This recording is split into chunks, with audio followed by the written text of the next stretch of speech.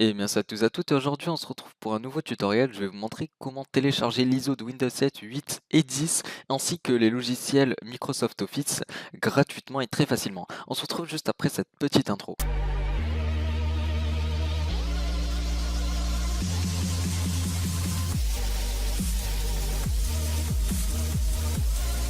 Donc voilà, donc on va commencer tout de suite. Pour commencer, vous téléchargez le logiciel Windows ISO Downloader. Le lien est en description, donc téléchargez-le. Une fois le téléchargement terminé, vous allez lancer bien sûr le logiciel. Donc on procède comme ceci. Hop, on le lance. On arrive sur cette page d'accueil, donc sur le logiciel Windows ISO Downloader. Ensuite, ici en haut à droite, comme vous pouvez le constater, nous avons choisi un programme. Windows 7, Windows 8.1, 10, Insider Preview, Développeur. Insider Preview, c'est la version pour tester les nouveautés de Windows 10 et Développeur, la version développeur de Windows 10. Ensuite, nous avons toutes les versions de Office, donc à partir de 2010. Je ne sais pas pourquoi on n'a pas accès d'ailleurs à 2007. Aucune idée. Donc on a 2010, 2011, 2013, 2016 et 2016 pour Mac. Donc voilà, donc on peut télécharger tous ces logiciels, entre guillemets.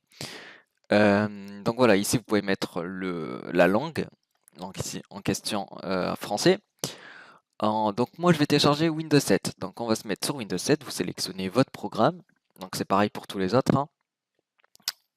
Donc on attend un peu.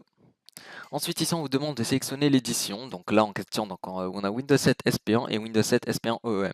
Donc on a trois fichiers différents, donc moi je vais prendre l'édition professionnelle SP1. Donc voilà, vous faites confirmer, là vous patientez un peu. Donc voilà, donc une fois le chargement terminé, vous avez ici sélectionné une langue de produit. Donc on va prendre français bien sûr. Ensuite vous refaites confirmer, vous rattendez. Ensuite on vous demande de sélectionner la version, enfin la version entre guillemets, je sais pas trop comment on pourrait dire. Enfin bref, on a la version 32 ou 64 bits de Windows 7 professionnel. Pour les autres logiciels, c'est à peu près la même chose, hein, mais après c'est pas compliqué vu que c'est marqué en français et non pas en anglais ou autre langage.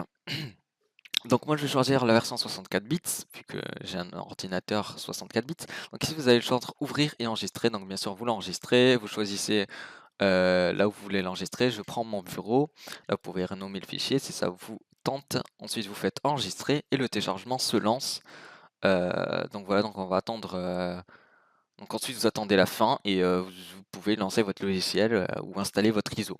Donc là j'ai oublié de préciser, c'est des ISO hein, pour Windows, Windows 7, 8.1 et 10 c'est des ISO. Pour Office j'imagine que non. Je ne sais pas si ce sont des ISO vu que je n'ai pas testé.